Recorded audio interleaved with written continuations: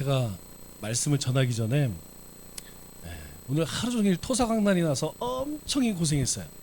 아침부터 먹은 거라고는 박 여사가 해준 거밖에 없는데 아무래도 그래서 혹시 상태가 안 좋으면 조금 일찍 끝날 수도 있으니까 그렇게 하시기 바랍니다.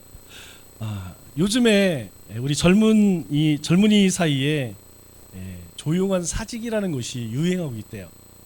이 조용한 사직이 무엇이냐면 자기가 월급 받는 대로 그만큼만 일한다는 거죠. 그러니까 이게 보통 문제가 아니고 이게 뭐 굉장히 심하다는 것이죠. 그러니까 내가 받는 페이만큼, 월급만큼 나는 일하겠다. 그러니까 뭐 열심히 하겠습니까? 어떤 사람도 제가 이제까지 만난 사람 중에 나는 내가 일하는 만큼 나는 월급을 받습니다, 이런 사람 못 봤어요.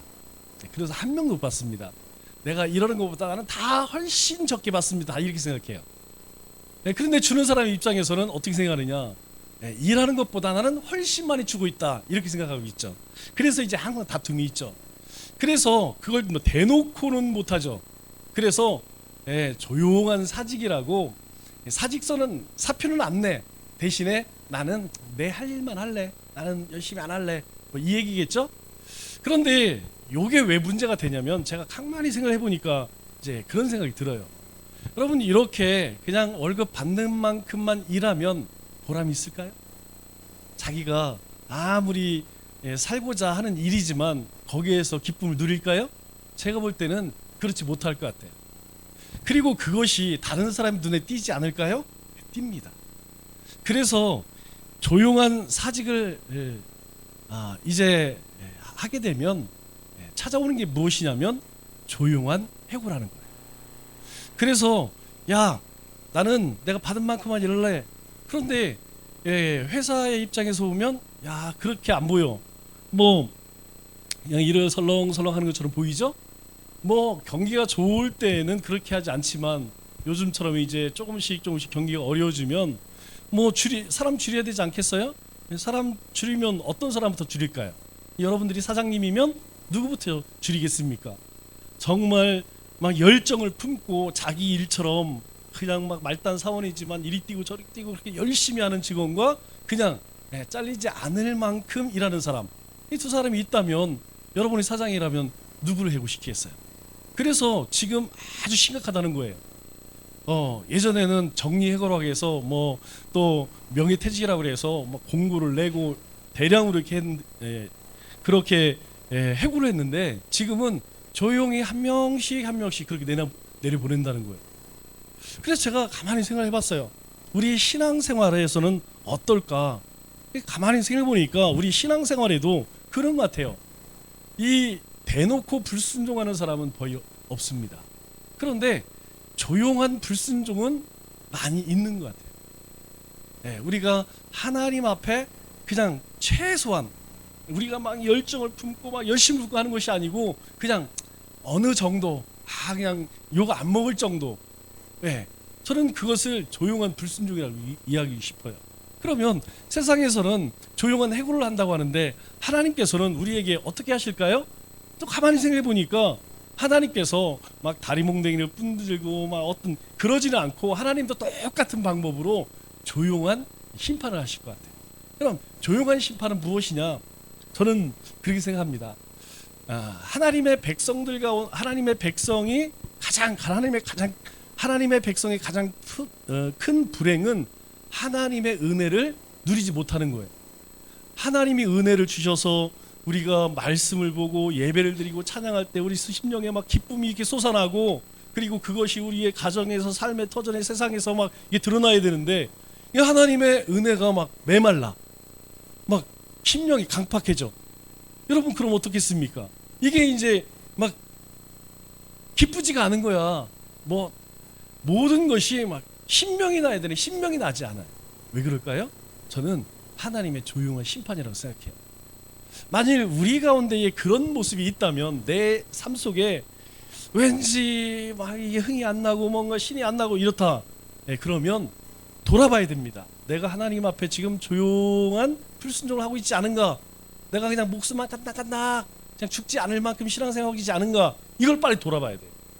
여러분, 이것이 오래 가게 되면 신앙이 늪이라고 빠져요. 늪으로 빠집니다. 한번 그 늪에 빠지게 되면 헤어나긴 헤어나지만 오래 걸려요.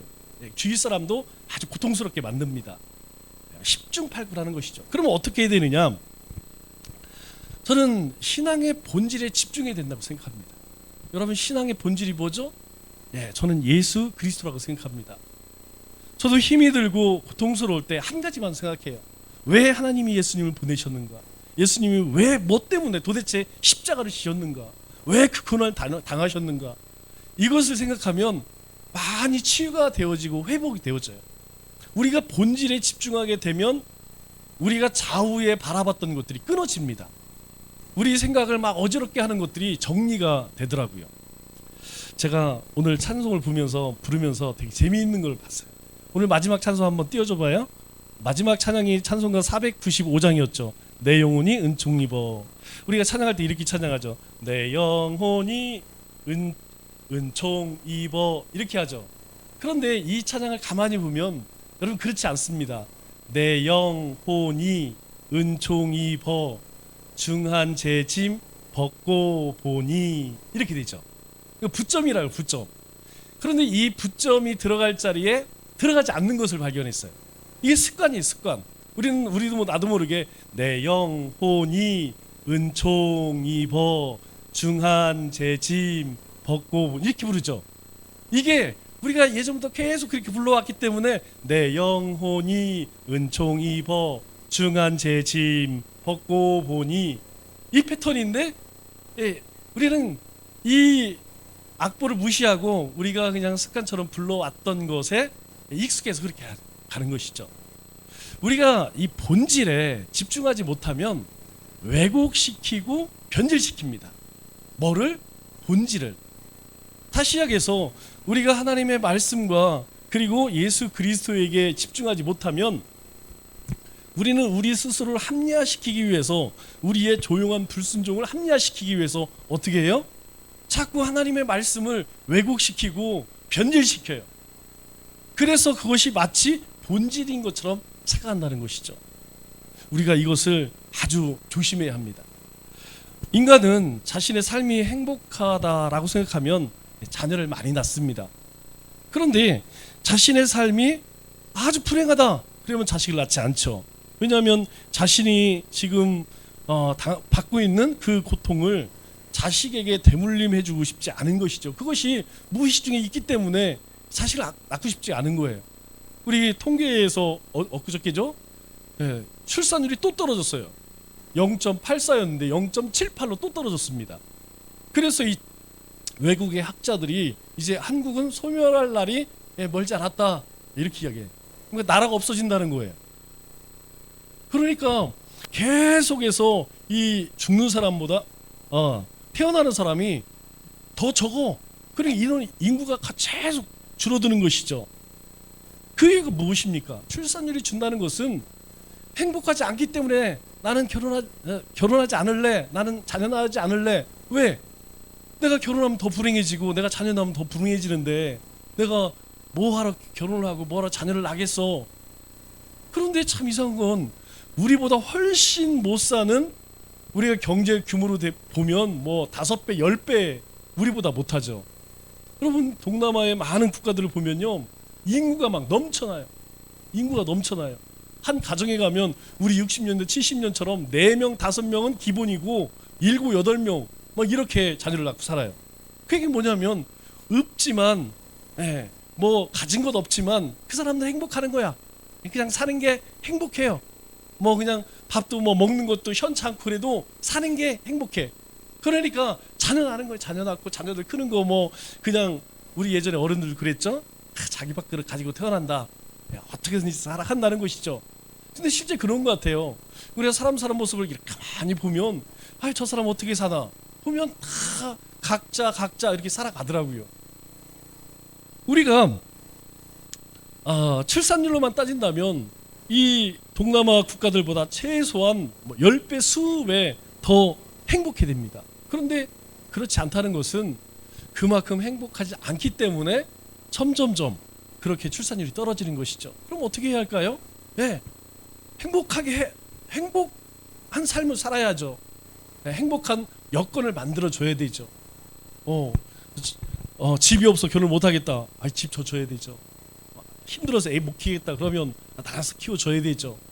그렇게 해서라도 이 결혼이 행복하고 아이를 낳는 것이 행복한 것이다 라는 것이 바뀌어지지 않으면 이 출산율은 바뀌지 않을 것 같아요.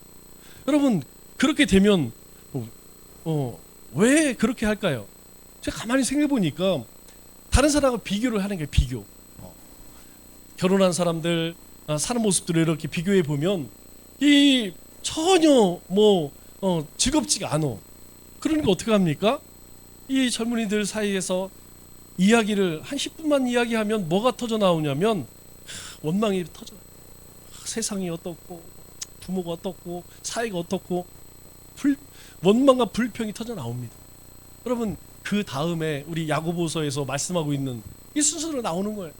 그 다음에는 누군가를 비난하고 싶은 것이고 또 판단하고 싶은 것이고 그리고 어떤 놈은 죽일 놈이다 정죄할 수밖에 없는 것이죠. 그래서 우리 11절 야고보 형제가 우리에게 말씀하는 것이 무엇입니까? 비방하지 말라는 거예요. 너희가 판단하지 말라는 거예요. 너희가 재판관 되지 말라. 그렇게 우리에게 말씀합니다. 왜 그렇습니까? 이 하반절에 보니까 이렇게 이야기하죠. 내가 만일 율법을 판단하면 율법의 준행자가 아니요 재판관이로다. 이렇게 이야기해요. 그러니까 야고보 형제의 이 논리의 흐름을 따라가 보면 이렇습니다. 내가 형제를 비방하고 판단하느냐?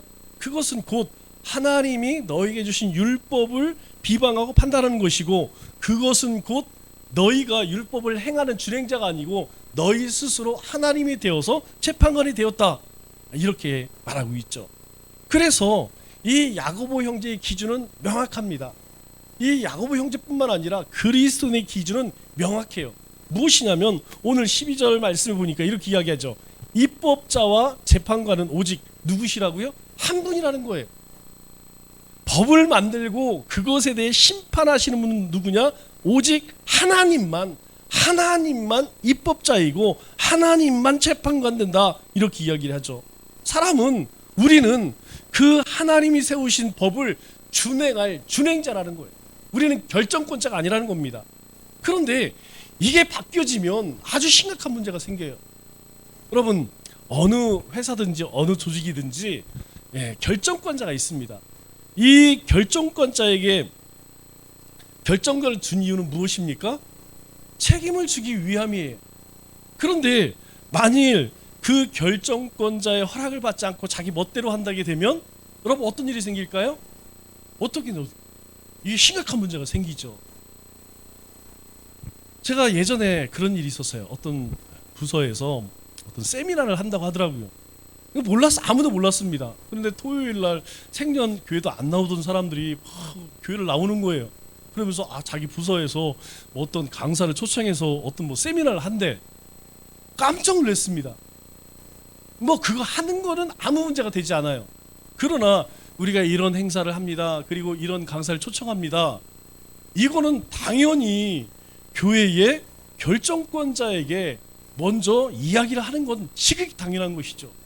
여러분, 세상도 마찬가지입니다. 제가 직장을 다닐 때에 기사를 써오면 항상 첫 번째 누구에게 검사를 받느냐면 데스크라고 하는 한 부서의 데스크에게 먼저 허락을 받습니다. 그리고 그것이 다 취합이 되면 편집국장이 최종적으로 컨펌을 해요. 그리고 나서 이제 신문이 발행되는 것이죠. 여러분, 이 과정 없이 자기가 기사 썼다고 해서 답은 내보는 게 아닙니다. 왜? 큰 문제가 생기죠. 그것이 가짜 뉴스나 어떤 확인되지 않은 그런 사실이라면 그 책임을 누가 져요? 그런데 이렇게 주제 파악이 좀 안 된 사람들이 자꾸 어떤 일을 하느냐? 이 결정권자의 질서를 잘 안 지킨다는 것이죠. 그래서 이런 사람들에게는 직분이나 권세를 주면 안 됩니다. 그것이 그 사람에게도 독이 될 뿐만 아니라 많은 사람들에게 해악을 끼친다는 거예요. 여러분, 오늘 야고보 사도가 우리에게 이 이야기를 하는 이유가 무엇입니까? 하나님께서 그러한 법을 우리에게 어떻게 하나님의 백성으로서 살아갈 것이냐라고 하는 법을 주었다면 그것을 가지고 너희가 이렇게 심판자가 되고 재판관이 될 것이 아니고 너희는 그 말씀을 쫓아 행할 자라는 거예요. 그 법을 따라 살면 사는 것이고 그 법을 따라 살지 않으면 죽는다는 것입니다. 서두에서 얘기한 것처럼 우리의 본질이 무엇입니까? 우리의 생명이 어디로부터 왔습니까? 하나님의 사랑으로부터 오지 않았습니까? 그리스도의 십자가로부터 왔다는 거예요. 그래서 우리가 하나님의 말씀에, 주님의 말씀에 귀를 기울이고 하나님의 법을 쫓아 살지 않으면 살아있지만 우리는 영적으로 점점점 더 죽어가는 그런 존재가 된다는 것이죠. 이것은 첫 번째 율법부터 모든 율법에 이르기까지 언제나 어디서나 누구에게나 적용되는 원칙이라는 거예요. 여러분, 첫 번째 율법이 무엇입니까? 에덴 동산에서 하나님께서 아담과 하와에게 말씀하셨어요. 너희가 임의대로 먹고 싶은 거 다 먹어라. 그러나 한 가지, 동상 중앙에 있는 저 선악과는, 선악을 알게 하는 나무의 열매를 먹으면 내가 정령 죽으리라. 죽을 거야 너. 너 정말 죽어. 반드시 죽어. 그런데 어떻게 했어요? 그걸 안 지켰습니다. 하나님의 말씀이 이제 우리 가운데 주어져서 지키며 사는 거예요. 그러나 지키지 않을 때에는 그들이 하나님의 형상으로 지음 받았지만 어떻습니까? 하나님이 그들에게 주셨던 동산에서 내어 쫓기고, 그리고 그들에게 하나님께서는 그 죄에 대한 책임을 물으신다는 것이죠. 모든 법은 누구로부터 왔습니까? 여러분, 모든 법은 하나님으로부터 왔어요. 왜 우리가 말씀을 듣고 왜 말씀을 읽고 묵상합니까? 그걸 알기 위해서예요. 과연 하나님의 법이 무엇인가? 그 생명의 법이 무엇인가? 여러분, 그거 모르면 어떻게 됩니까? 모르기 때문에 우리는 그 법을 어길 수밖에, 불순종할 수밖에 없다는 거예요. 그래서 우리 입술 가운데서는 하나님의 말씀이, 하나님의 법이 떠나서는 안 된다는 것입니다. 알아야 지키죠? 알지 못하는데 어떻게 지키겠습니까? 우리 에스겔서를 읽으면서 여러분 무엇을 느끼세요? 여러분, 에스겔을 통하여서 하나님께서 그들에게 뭐라고 제가 예레미야, 애가 에스겔서를 읽으면서 기억에 남는 게 무엇이냐면, 하나님이 말씀하시되 한 절 넘어 한 절씩 하나님께서 누구에게 이르시되, 예레미야에게 말씀하시면 예레미야가 그 말씀을 듣고 백성에게 이야기하고 또 그 말씀이 계속 반복되고 있어요. 그러면 하나님께서 이스라엘 백성들에게만 그렇게 하셨나요? 아닙니다. 우리에게도 하나님께서 매일 매순간 말씀하시고 또 말씀하세요. 왜 그럴까요? 너희가 그 법 안에서, 하나님의 그 말씀의 법 안에서 살라는 것이죠. 그래서 우리가 큐티하는 것이고, 그래서 말기참배하는 거 아니겠어요? 우리가 말씀으로 무장하여서, 그래서 하나님께서 우리에게 당부하신 것, 명령하신 것, 그거 지키기 위함이죠. 사람이 그래요. 저도 마찬가지입니다. 한 일주일만 성경 덮어놓잖아요? 그러면 말씀이 생각이 안 나요. 여러분, 지난주 제가 설교한 내용이 기억나십니까? 여러분, 오후 예배 때 우리 요리문답한 거 기억이 나요? 다시 이야기하면 기억이 나겠지만, 메모한 걸 보면 기억이 나겠지만, 여러분 그냥 생각하면 잘 기억이 안 나요. 우리가 그런 존재예요. 매일 하나님의 말씀을 가까이 하지만 우리의 마음이 세상에서 분주하게 살다가 보면 나도 모르는 사이에 하나님의 법, 말씀 밖으로 나가 살고 있어요. 하나님이 나를 다스리는 게 아니고 내가 하나님을 다스리려고 하는 재판관이 되어서 하나님도 이래라 저래라. 우리가 그렇게 연약한 존재이고 우리가 그렇게 교만한 존재라는 것이죠.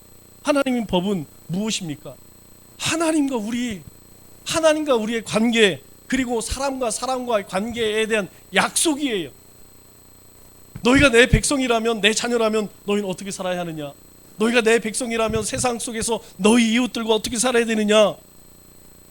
이 약속이 깨지면, 이 약속을 어기게 되면 우리의 삶에 뭐가 찾아오냐? 혼란이 찾아와요. 질서가 깨지기 때문에, 영적인 질서가 깨지기 때문에. 여러분, 우리 가정에서 마찬가지 아니겠어요? 자녀들이 아버지에게 삿대질하고 대들으면 그 가정이 어떻게 되겠습니까? 그 가정 볼 것 없는 거예요. 하나님과의 관계에 있어서도 마찬가지고 사람 관계에 있어서도 우리가 이 하나님의 말씀 안에 있을 때에 순적하게 순전하게 그렇게 살아갈 수 있는 것이죠. 개인적으로 사람이 할 수 있는 일 가운데에서 가장 어려운 일 가운데 하나가 무엇이냐면 판단하는 거 아니겠습니까? 그 일만 주업을 하는 사람들이 있어요. 누굽니까? 법조인들.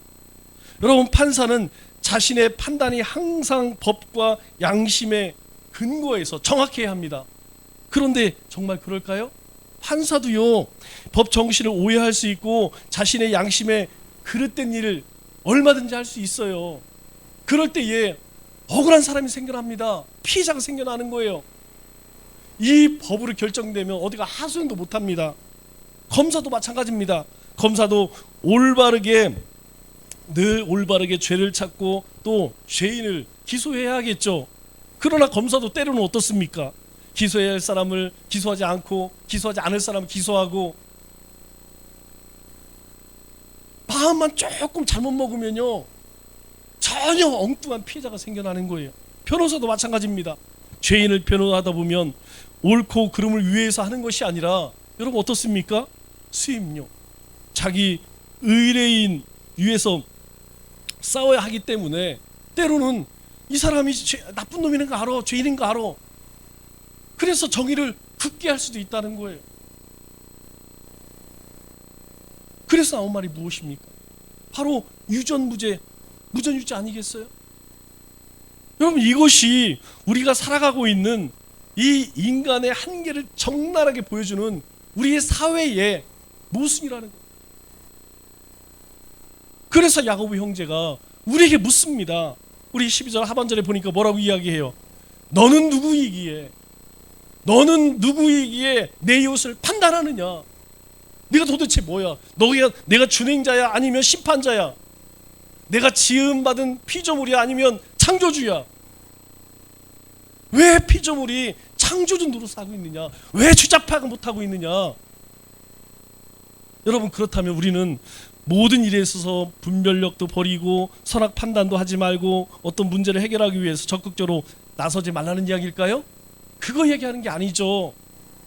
야고보를 통하여 주시는 말씀은 너희가 악한 일, 하나님이 기뻐하지 않는 사탄이 하는 일, 그거 하지 말라는 거예요.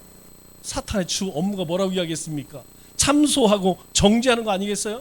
그러면 참소하고 정죄하기 전에 뭐부터 시작됩니까? 미운 마음이 들죠? 미운 마음이 들면 비난합니다. 비난하게 되면 그 사람에 대해서 판단하죠. 그 다음에는 참소하는 거예요. 그러나 하나님께서는 우리에게 원하시는 것이 무엇이에요? 하나님이 원하시는 일, 하나님이 기뻐하시는 일, 그거 행하기를 원하시는 거예요. 우리의 삶은요, 우리가 어디에 있든지, 우리가 어떤 상황이든지 언제나 하나님이 원하시고 하나님이 기뻐하시는 그것을 바라보고 그것을 쫓으라는 거예요. 때로는 그것 때문에 너의 생명을 잃는다 할지라도. 왜요? 하나님이 갚아주신대요. 내가 하나님을 너에게 그 큰 손에 핍박과 환난이 찾아온다 할지라도 하나님이 원하시는 그 일을 하면 하나님께서 너희에게 이 세상에 비교 안 되는 멸류관을 주시겠다고 우리에게 약속하신 거 아닙니까? 그래서 용서하라는 거예요. 그래서 용납하라는 것입니다. 그래서 덮어주라는 거예요. 그래서 사랑하라는 것이에요. 여러분, 우리는 하나님을 따릅니다. 우리는 사탄 따르는 자들이 아니에요. 우리는 하나님의 말씀과 성령의 인도하심을 따라 살아가는 자들이라는 것이죠. 그런데 만일 우리가 중상하고 참소하고 비방하고 비난을 아무렇게 부담 없이 아무 생각 없이 행한다면 여러분, 그게 뭡니까? 그게 하나님의 종일까요? 사탄의 종일까요? 사탄의 목적은 한 가지예요. 사탄의 목적은 파괴하고 죽이는 것입니다. 다른 사람이 어떻든 우리가 왜 하나님의 법을 지켜야 하느냐? 그 말씀 붙들지 않으면 하나님의 법 가운데 살지 않으면, 준행자가 되지 않으면 우리는요 누군가를 파괴하고 누군가를 죽일 수밖에 없는 그런 사탄의 종이 되어 살아갈 수밖에 없다는 것이죠. 만약 우리가 하나님을 따르고 하나님의 말씀을 따른다면 여러분, 그것은 순종의 삶입니다. 그러면 그 삶 속에는 하나님께서 우리에게 약속하신 것들, 오늘 큐티를 하다 보니까 그 말씀하더라고요. 왜 유대인들에게 히브리서를 썼습니까? 오늘 말씀 보니까 그 얘기, 어제도 그 말씀 나오더라고요. 너희 조상들이 어찌하여서 광야에서 다 엎드려졌느냐? 왜 약속의 땅 안식하지 못했느냐? 순종하지 않았기 때문이라는 거예요. 하나님께 순종하지 않았기 때문에. 너희가 그 안식에 들어가기 위해서 순종해야 되지 않겠느냐? 오늘 이 말씀으로 마무리를 하더라고요. 하나님이 우리에게 주시는 말씀입니다. 그래서 우리에게 사도 바울은 로마서 12장에 교회 공동체가, 하나님의 백성이 어떻게 바르게 살 수 있는가 우리에게 말씀하고 있어요. 그게 뭡니까? 로마서 12장 14절 말씀을 보니까 너희는 박해하는 자를 축복하라, 축복하고 저주하지 말라, 이렇게 이야기해요. 여러분, 우리가 하나님의 말씀 법을 지키고 살면 우리는 핍박 받을 수밖에 없어요. 왜? 함께 죄를 짓자고 하는데, 함께 우리 나쁜 일을 하자고 하는데, 함께 사탄의 종이 되게 하는데 우리는 싫어, 우리 못해, 안 돼. 그러니까 미움 받을 수밖에 없는 거예요. 그런데 그러한 박해자를 축복하래요. 저주하지 말고 축복하라고 이야기합니다. 우리 스데반 집사가 죽어가면서 사도행전 7장 60절에 무슨 말을 남겼습니까? 억울하죠. 자기는 진실을 이야기하였고 팩트를 이야기했는데 돌 맞아 죽었습니다. 그러면 여러분 무슨 생각이 들겠어요? 사도 요한이 이야기한 것처럼 불을 내려서 하나님 그냥 다 쓸어버리십시오, 이런 마음 들지 않겠습니까? 그런데 그 돌에 맞아서 생각을 해보세요. 그냥 교수형도 아니고 참수형도 아니고 돌 맞아서 금방 죽습니까? 그 맞을 때의 그 고통, 여러분 적어도 30분 이상 돌을 맞고 그 돌에 쌓여서 눌려 죽는데요, 얼마나 고통스럽겠습니까? 그런데 주여, 이 죄를 그들에게 돌리지 마옵소서. 저 알지 못하여서 무지하여서 그렇게 핍박하는, 복음을 핍박하는, 주님을 대적하는 저들을 하나님 용서하옵소서. 그 얘기 누가 했어요? 주님이 십자가에 죽으실 때에 하나님 저들에게 다 벼락 내리세요, 주님이 그렇게 기도하지 않으시더라고요. 하나님 저들이 알지 못하여 불쌍히 여기옵소서. 저들의 죄를 사하여 주옵소서. 스데반이 죽으면서 그렇게 축복하고 죽더라고요. 여러분, 그래서 15절에는 뭐라고 이야기합니까? 우리 로마서 12장 15절에는 즐거워하는 자들과 함께 즐거워하고 우는 자들과는 함께 울라. 함께하라. 즐거워하는 자들에게는 함께 즐거워하고 우는 자들에게는 함께 울으라는. 여러분, 이거 못하는 사람들이 있어요. 그냥 함께 즐거워할 때 즐거워하지 않아. 혼자 생뚱맞게 인상 빡빡 쓰고 있어. 함께 울어야 할 때에는 혼자 싱글벙글 하는 사람이 있어요. 여러분, 이런 사람을 뭐라고 이야기합니까? 요즘에 소시오패스라고. 소시오패스. 다른 사람과 공감이 안 되는 사람. 우리에게 공감하라는 거예요. 우리에게 축복하라는 것입니다. 너희를 박해한다 할지라도 그들을 축복하라는 거예요. 너희가 우는 자가 있으면, 너희 가운데에 기뻐하는 자가 있으면 함께 기뻐하고 함께 울어주라는 거예요. 함께 공감해 주라는 것입니다. 소시오패스처럼. 여러분, 소시오패스가 뭐예요? 반사회성 성격장애랍니다. 반사회성 성격장애. 이것을 위해서 17절에 우리에게 뭐라고 권면합니까? 사도 바울이 이렇게 이야기하죠. 17절 말씀을 보니까 모든 앞에서 선한 일을 도모하라. 여러분, 어떻게 모든 사람 앞에 할 수 있어요? 아는 사람 앞에도 안 되는데. 18절에는 이렇게 이야기하죠. 할 수 있거든. 너희로서는 모든 사람과 더불어 화목하라. 할 수만 있다면. 나에게 자제는 사람뿐만 아니라 그렇지 못한 사람들, 그냥 나만 보면 그냥 왠지 눈을 흘키고 뒤에서 내 험담하고 물어뜯고 꼴 보기 싫은 그 사람이라 할지라도 할 수만 있거든. 더불어 화목하라 말씀을 맺겠습니다. 사도 바울은 우리에게 이야기해요. 악에게 지지 말고 선으로 악을 이기라. 악에게 지지 말고 선으로 악을 이기라. 왜요? 입법자와 재판관은 오직 누구라는 겁니까? 하나님이십니다. 주님이 하신다는 거예요. 악을 행하는 자에 대한 심판을 주님이 하신다는 거예요. 주님이 다 보고 계시다는 거예요. 누군가를 참소하고 중상하고 판단하고 비난하는 것은 악에 기치는 것입니다. 이것은 사단의 종이 되는 것이에요. 또 우리에게는 그런 권한도 없다는 것이에요. 오직 입법자와 재판관은 누구라고요? 하나님이십니다. 하나님께 맡기라는 것입니다. 남은 3일도 하나님께 얻은 구원의 기쁨을 누리며 축복하고 사랑하고 선을 행하고 화평케 하는 삶을 살아가는 우리 믿음의 권속들 되시기를 주님의 이름으로 축원합니다.